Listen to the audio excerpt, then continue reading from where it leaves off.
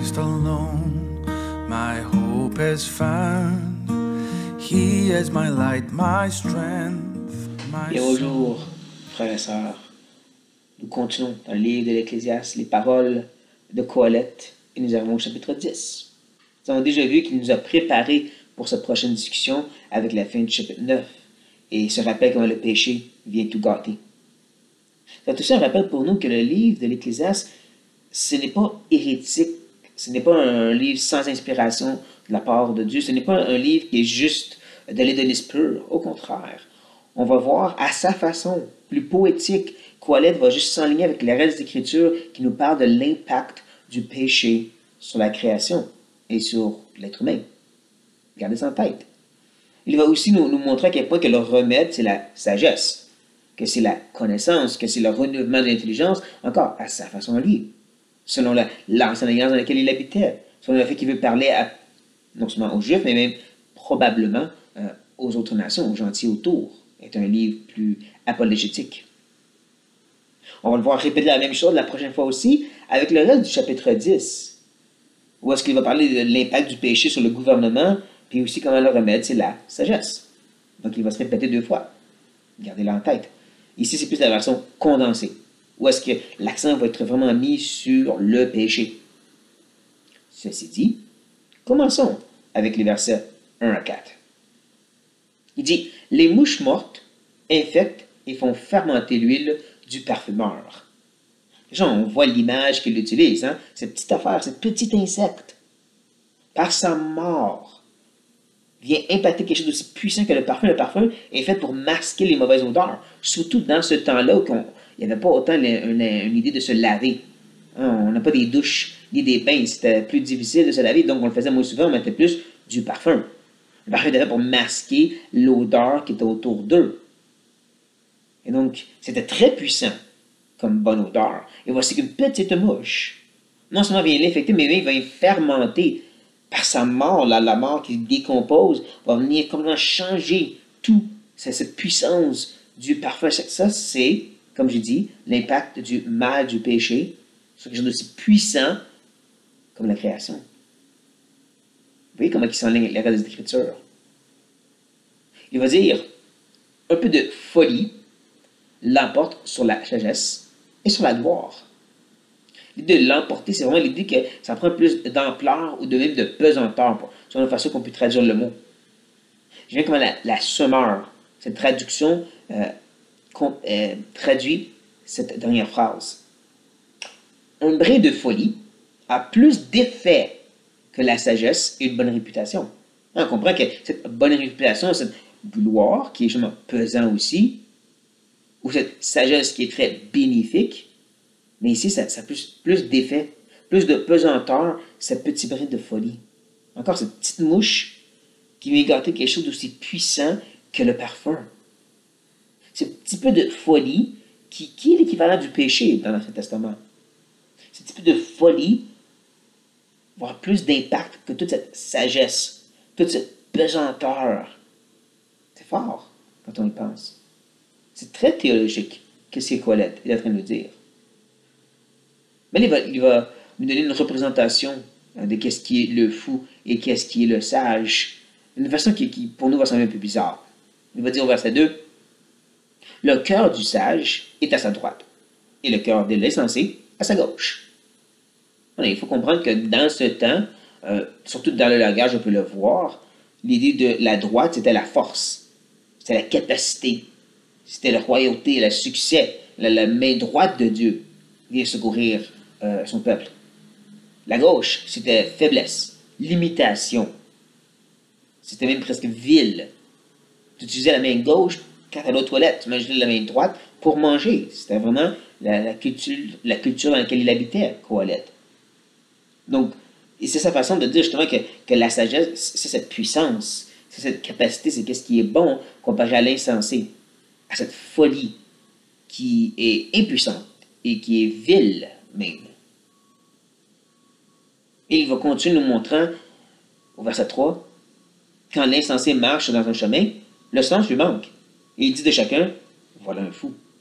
Voici une expression très physique, très visuelle de la folie et de son impact sur la vie. J'aime bien ce que M. Jim Bird dit sur ces 3 petits versets. Il dit c'est un peu comme si on pouvait voir la progression de la folie ou du péché. On est en train de voir vraiment comment ça commence par cette petite mouche qui infecte, qui ensuite change totalement la disposition du cœur, hein, entre tu avais vraiment un de ses gauchers ou un de ses droitiers. Là, vous comprenez, j'espère. Puis ultimement, c'est même ça se manifeste devant tout le monde au verset 3. Il est en public. Puis il est en train de dire aux autres, c'est vous les fous. Moi, ça me fait penser un peu à ce que la Bible nous dit, comme quoi les gens de ce monde, les non sauvés, les gens qui ne sont pas régénérés, vont appeler le mal bien et le bien mal. Ou comme Pierre, il annonce et qu'il avertit ses auteurs à qui il écrit dans 1 Pierre, comme quoi les gens vont pratiquement vous condamner pour le bien que vous faites. Ils vont appeler mal ces choses-là. N'est-ce pas vrai? Lorsqu'on se lève pour combattre contre l'avortement, pour sauver des billions de vies, les gens nous disent, vous êtes contre les femmes, vous êtes contre la science, vous ne voulez pas sauver des vies. C'est exactement pourquoi on le fait. Ils nous traitent de fous, démontrant comment eux sont infectés par le péché. Donc on voit, comme je dis, la progression du verset 1 à 3. Mais il y a un remède. Et le remède se trouve dans le verset 4. Encore, il faut se rappeler, Ancienne Alliance, que présentement, il parle d'une façon subtile, il parle poétiquement. Gardez ça en tête, lorsqu'on lit « Si l'esprit de celui qui domine s'élève contre toi, ne quitte point ta place, car le calme prévient d'être en péché. » Là, peut-être vous arrêtez de dire « Attends, quoi? » Restons alignés dans ce qu'il discute. Se rappelant qu'il va ensuite parler de l'impact du péché sur le gouvernement qui vient tout renverser. Donc, il est en train de nous préparer pour parler du gouvernement. C'est pour ça qu'il parle maintenant de ceci, même s'il ne l'a pas mentionné avant d'aller vers verset 3, il nous prépare pour parler du gouvernement, comme il est fait au verset 18 du chapitre 9, pour nous préparer de parler du péché. Donc, il nous prépare. C'est qu'un auteur, il fait, il nous prépare pour qu'est-ce qu'il veut discuter ensuite. Mais en plus, il est en train de nous parler, justement, comme je dis, la façon de renverser la puissance du péché. Parce que le péché commence tranquillement à corrompre, et ultimement à se manifester. Et voici qu'il dit comment justement tu peux prévenir un grand péché. Prévenir et empêcher la puissance de ce mal. Et ici, c'est avec cette maîtrise de soi. Hein, ce calme. Parce que tout en toi voudrait rouspéter, voudrait combattre contre celui qui domine et qui s'élève contre toi. Tu veux te battre contre les tyrans. Tu veux te défendre. Tu veux les traiter de fous. Justement, comme au verset 3. Mais voici que l'auteur dit non, retiens-toi, reste calme. C'est ça qui va prévenir le grand mal. Le grand mal peut être autant auprès du gouvernement qui va plus s'exciter contre toi que ça peut être aussi dans ton propre cœur. Rares, mais très rares, sont ceux qui s'élèvent contre les gouvernements et qui ne deviennent pas amers et frustrés et colériques et irrespectueux auprès des gouvernements à cause de cela. Et je dis ça autant pour les chrétiens que les non-sauvés, là. Non, on prévient un grand péché. Mais, excuse-moi, 2 grands péchés en plus. Donc voici le remède, la sagesse. La sagesse a la puissance quand même de renverser l'impact du péché. Mais c'est un combat. C'est ça que la Bible nous montre. Hein, combien de fois que Paul va enseigner que cette idée, c'est entre tu livres ton corps à la chair et à le vieil homme pour le péché, ou tu le livres à l'esprit, au nouvel homme, pour être régénéré, sanctifié. Mais on voit qu'il y a un combat, qu'il y a une lutte, qu'il y a un tiraillement dans les chapitres 6, 7 et 8 de Romains. Et dans le reste de la parole de Dieu aussi, c'est quand même un effort, mais ce renversement se trouve par cette sagesse, par l'application de la vérité que Dieu nous a donnée. C'est un peu ça que Coël est en train de nous dire à sa façon à lui. Oui, le péché a un grand impact, mais Dieu a tout renversé ça par quelques gouttes de sang de son Fils, qui s'est soumis à sa parole, qui a vécu sa vie parfaite jusqu'à la mort de la croix.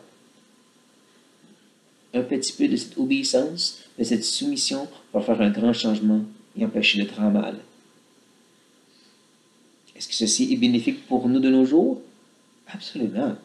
C'est une vérité qui est intemporelle et qui, ou en d'autres mots, qui continue d'être prêchée dans la parole de Dieu, dans le Nouveau comme dans l'Ancien.